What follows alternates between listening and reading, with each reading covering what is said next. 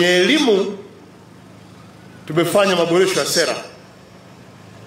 Maboresho ya sera haya tumegundua kwamba tuna vijana wengi nchini wamemaliza ngazi mbalimbali za elimu. Wako ambao wanaendelea lakini wengine hawajaendelea, na serikali tunawajibika kuwatafutia fursa za kuendeleza kipaji elimu yao ikiwemo na vipaji vyao.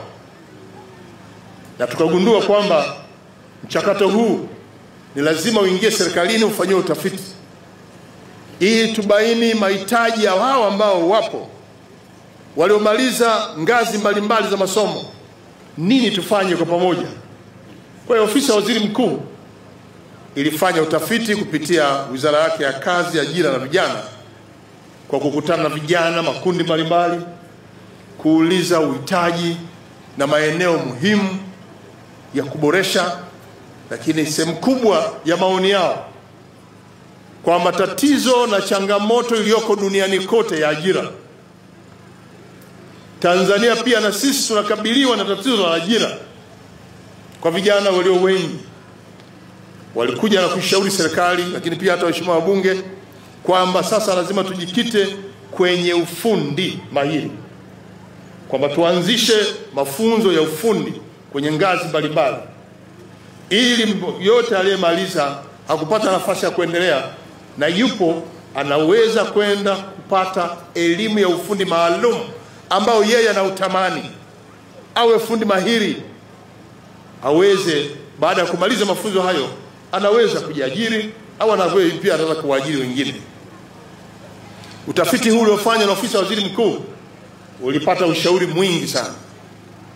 Ushauri huu ndio ambao sasa tumeingiza kwenye sera, na sera yetu ameagiza lazima tuwe na shule za ufundi kwenye ngazi ya sekondari. Wanafunzi wetu wapate elimu ya ufundi kupitia ngazi hizi za sekondari. Na sasa tulitenga bilioni 44.7 kujenga shule moja katika kila mkoa kwa kuanzia kwa ajili ya masomo ya ufundi. Nyie Nzega kwa mkoa wa Tabora mmepata manufaa ya kuwa na shule hii ya Makomelo, kwa ndio shule yetu ya ufundi.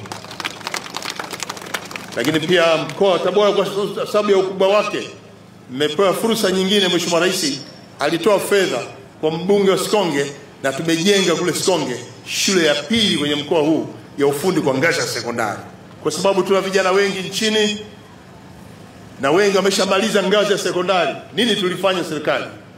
Ofisi ya Waziri Mkuu ilitenga fedha tukaendesha mafunzo ya ufundi mahiri kwa vijana wenye uhitaji kwenye maeneo au fani wanazozihitaji. Tukawaweka pamoja, tukawapeleka kwenye vyuo mbalimbali.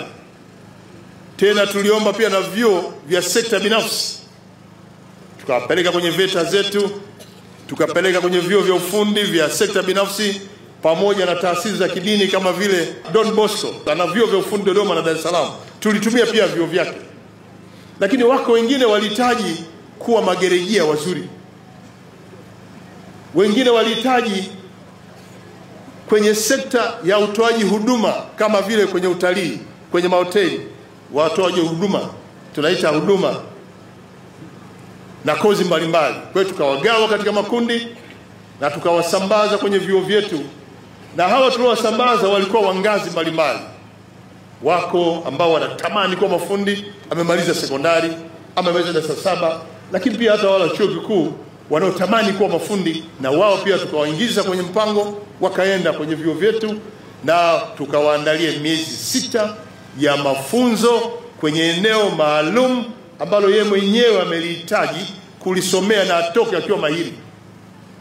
Na ili awe mahiri tuliugawa muda wa kukaa pale miezi 6, kwamba 60% ya muda wote ni vitendo tu, na tumepata mafanikio makubwa kwa sababu tuliwapeleka kwenye sekta za umeme, fundi umeme, lakini kompyuta na teknolojia, wengine ugerejia, lakini wako ambao wanakwenda kwenye uwashi, ufundi bomba, na wako ambao walienda kwenye sekta ya usafirishaji, na wako ambao pia walienda kwenye sekta ya kilimo na ufugaji. Na wale kwenye kilimo, kama mtakumbuka, tulianzisha vitalu nyumba Vitalu nyumba ni kilimo ambacho unakilima kwenye eneo dogo, lakini uzalishaji mkubwa chini ya mwamvuli wa kile kitalu ambacho unajenga kama ghala hivi, ndani unalima. Haya ilikuwa ni sehemu ya matokeo ya utafiti uliofanywa na ofisi ya waziri mkuu, na tukatekeleza kwa vitendo, na hakika tumefanikiwa. Moja kati ya mafanikio kwenye sekta ya utoaji huduma, nyewe mnakumbuka, hasa mwenyewe watu wazima, hoteli zetu hapa nchini nyingi, ukienda hotelini zile za kitalii, mameneja wote walikuwa wanatoka nchi za jirani. Kwa nini? Sisi hatukuwa tumejiweka vizuri toka mwanzo kwenye kozi hizi za utoaji huduma. Lakini nakwambia leo hii, nenda hoteli yoyote Tanzania, meneja walio wengi zaidi ya 90% ni wa Tanzania. Kwa nini? Wamepata ujuzi mahiri kwenye utoaji huduma. Na hao utawakuta ngazi zote. Wako ambao wamemaliza darasa 7, amesoma ufundi mahiri, amepata ajira, lakini wengine wamejiajiri. Wako waliomaliza kidato cha 6, kidato cha 4, hata waliomaliza vyuo vikuu lakini hawakupata ufundi mahiri, ameamua kwenda kusoma ufundi mahiri kwenye vyuo vyetu ikiwemo na VETA, na leo hii ni mafundi mahiri. Nataka niwahakikishie vijana wa Tanzania, bila kujali elimu ulionayo, ili mradi unatamani kuwa fundi mahiri kwenye eneo hilo, tumeweka utaratibu mzuri sana wa kuelimisha, huku tukianza kujenga msingi wa ufundi mahiri kutoka kwenye ngazi ya sekondari kwa kujenga shule ya amali kama hii. Kwa hiyo Watanzania, nimekuja kuhakikishia kwamba serikali yenu inaendelea na mkakati wa kuhakikisha kwamba tunawafungulia milango ya ujasiriamali, milango ya kuwawezesha. Ukiwa huko uraiani unaweza kufanya shughuli ikakupatia soko, na ukafanya shughuli ikakupatia kipato, ukaendesha maisha yao. Tunaona walioingia kwenye kilimo saizi wana kitalu kidogo, wanalima mboga au mazao ya bustani, na anavuna sana na anapata kipato chake. Na tumewakuta huko hata waliomaliza vyuo vikuu wanafanya hizo kazi, ili mradi ametamani yeye mwenyewe kuingia kwenye sekta ya kilimo, kuingia kwenye sekta ya mifugo, kuingia kwenye sekta ya uvuvi, lakini pia ufundi kwenye maeneo haya, lakini pia hata ya utoaji huduma. Tumeona hayo. Na mimi nimefanya ziara maeneo kadhaa. Nimeenda Kiela kwa Mbeya, VETA pale. Wananchi pale walipoona programu ile ni nzuri, wako wakina dada walitamani pia wapate taaluma ya ususi. Walipoenda kwa mkuu wa chuo wa VETA pale Kiela, akaona ni wazo. Alipouliza makao makuu, kwa maana ofisi ya waziri mkuu, akaambiwa anaweza kuanzisha ibada, anapata mfundishaji. Na alichokifanya mkuu wa chuo ni kwenda Mbeya mjini kwenye moja kati ya saloni maarufu, kampata yule mtaalamu aliyebobea kwenye ufundi huo mahiri wa ususi, akampeleka VETA kusimamia ile kozi, akiwafundisha wadada wakiendelea na shughuli za ususi kama eneo la ufundi maalum. Na nilipotembelea nilimkuta, nikapeleka kwenye idara yao, nikakuta pala wamepamba vifaa vyao, mhadhiri wao yupo. Na nataka niwaambie, aliyekuwa anafundisha ni kijana aliyomaliza kidato cha 4, dada amemaliza kidato cha 4, lakini mahiri kwenye ususi na ni maarufu jijini Mbeya.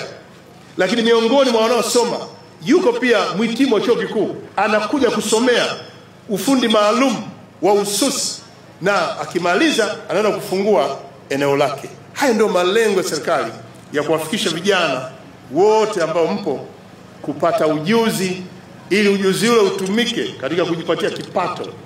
Tupunguze uhitaji wa ajira. Ni kweli uhitaji wa ajira, ziko ajira rasmi za serikalini kwenye halmashauri, lakini kuna ajira ambazo si rasmi, lakini zenyewe pia zinaleta mapato ya mtu mmoja mmoja, ikiwemo na ufundi mahiri. Na kwa bahati nzuri, sera yetu ya elimu ya sasa imesisitiza elimu ya ufundi mahiri, na tunaita amali. Ndio kwa sababu shule hii tunaita shule sekondari na amali. Amali ni ufundi. Lengo ni kuwaleta vijana waanze kupata ujuzi, anamaliza kidato cha 4 na ujuzi wake, basi huku juu kutakuwa na maeneo yenye ngazi hizo kadiri ya ujuzi anaoitamani aweze kufikia mahali hapo.